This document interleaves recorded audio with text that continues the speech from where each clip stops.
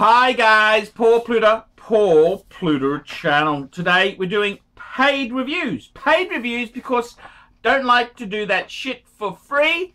Quick wristwatch check. I'm wearing the Omega Speedmaster Man on the fucking Moon. And this here is for my good friend from Mexico, Elvira. Hey Arch. I've been following your channel for a couple of years, and we have different perspective and ideas, but still you've taught me a lot. Thanks for that. I'm 26-year-old watch enthusiast from Mexico, been in the hobby for almost 3 years. I own a wide range of brands and do enjoy them. But today I want to focus on Rolex, and I need a piece of advice from the Pontiff. My current Rolex watches are 7. Number 1, Rolex Datejust two-tone 16233, 36mm with Roman numerals. Number 2, Rolex Oyster Quartz two-tone 17013, also 36mm, the champagne dial one. Number 3, the Yachtmeister 16622, 40mm, the one with the red second hand and the Rolex engraved on inner bezel. Number 4, Rolex GMT Master 2 16710 with a faded Pepsi bezel. Number 5, a Rolex Submariner Date 16610, also with the Rolex engraving, inner engraving. One of the very few pre-ceramic subs with the inner engraving there. Number 6, Sea Dweller, Rolex Sea Dweller 16600 from 2007. And number 7, Rolex Submariner 116610 LV Hulk. My latest purchase about 2 weeks ago, and my first ceramic Rolex. So 2 weeks ago, I bought my Hulk. The wait list here is short, only 2 months for the Hulk, but I also made a mistake. Before leaving the store, I asked the lady if the wait list for the Explorer 1, Air King and Milgauss were long. She smiled and told me they were in stock, the 3 of them. So I decided to try them all and suddenly started thinking about my next Rolex already.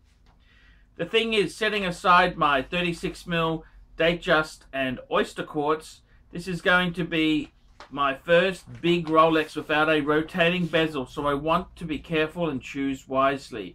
What are your thoughts and opinions on those 3 pieces? The 39mm Explorer 1, the Air King and the Milgauss. As finding a trusty second-hand dealer here is very hard, and I don't want to buy and ship a Rolex overseas. Custom has some very nasty fuckers.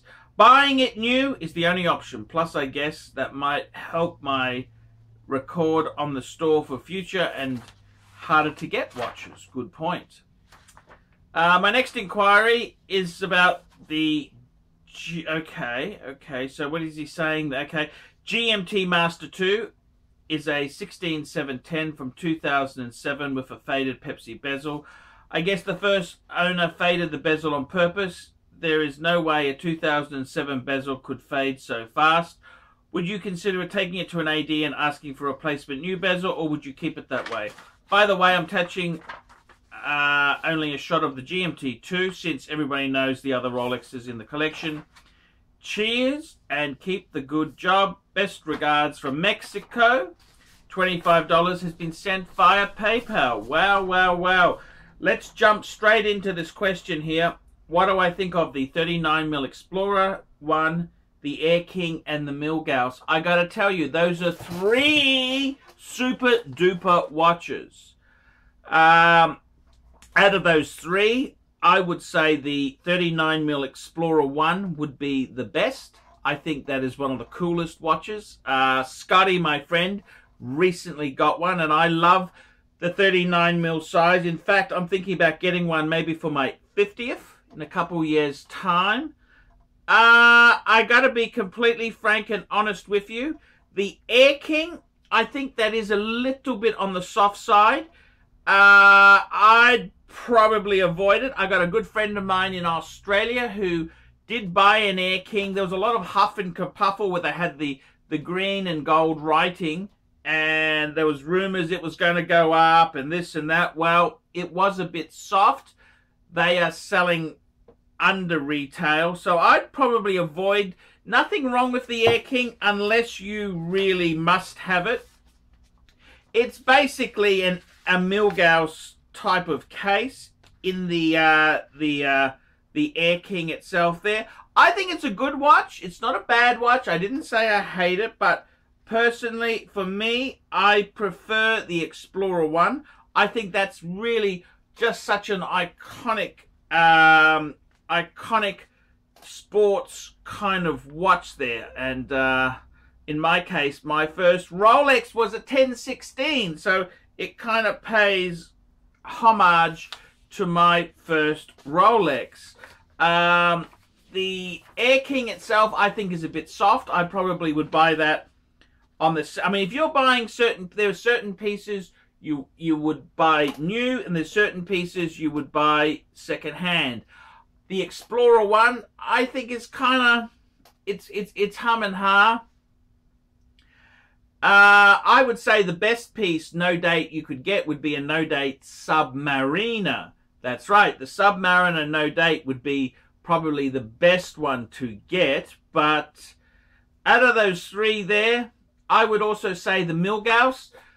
The Milgauss itself, the most wanted one is the blue. The blue with the GV, the green tinted glass there. So the blue one, then the green one, then the black, then the discontinued one would be white. So the white is considered the least desired there. So I think if you could get a blue one, that'd be my preference. That would definitely be my preference there. So that's and I understand it. In some places around the world, you're better off to buy new. I mean, this is just how it is there. And I agree. Certain countries, it's better to get it new. That's not a problem there.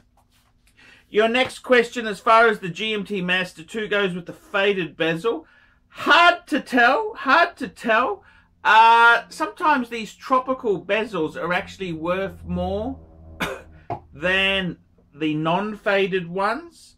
There's actually a lot of people find it very chic to have the, they call it tropical dials, where the dial has turned a chocolatey color from use.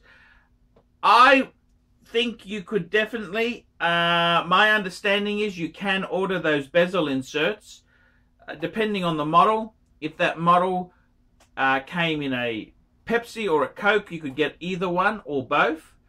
Clive, he famously bought all three, the black, the Coke and the Pepsi, depending on your model there. I would definitely acquire a spare, but I wouldn't be surrendering the existing insert. I would be holding on to it. That's what I would be doing. I think you're much better to hold on to an insert. I don't like to give the old ones back. And who knows the story? Who knows why it could be faded there? But that's actually quite cool. People love it. So I'd just enjoy it. I wouldn't be too deterred. If you can get a spare replacement bezel, do it now. Do it now instead of later, when they then want all the old parts back and they'll only do it if you service it. I would do it now and keep the spare up your sleeve for later on. That, I think, is the wisest idea. But I got to tell you, in all honesty, you really, I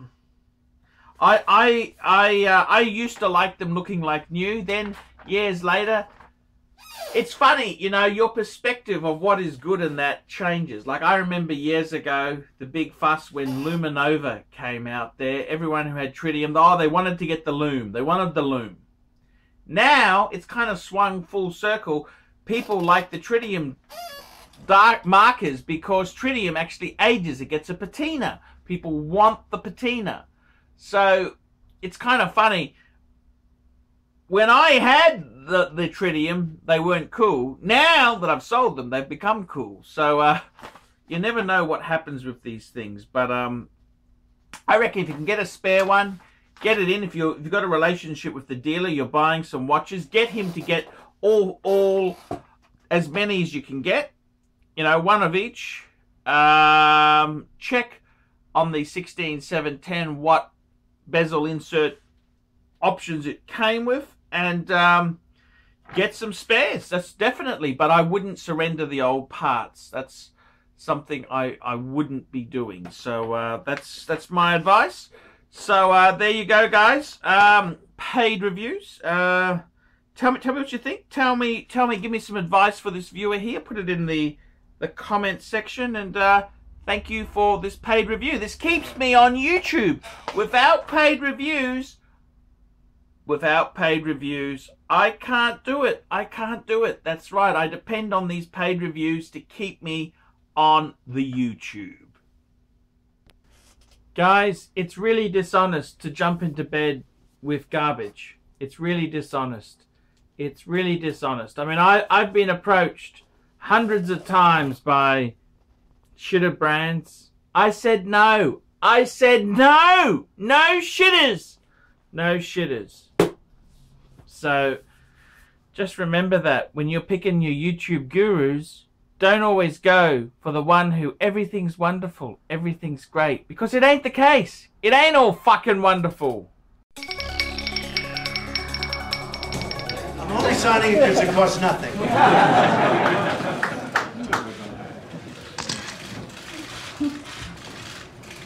So this is the congratulations to everybody.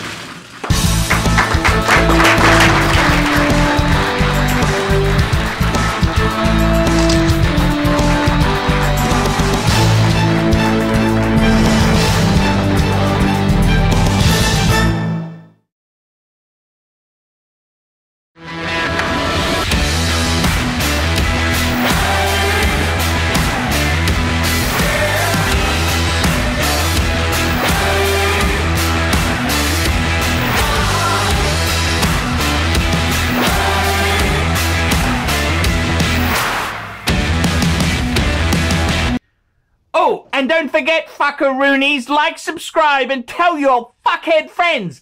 And don't forget to mention the Archie Luxury Travel channel. That's where I'm doing live shows, fuckers.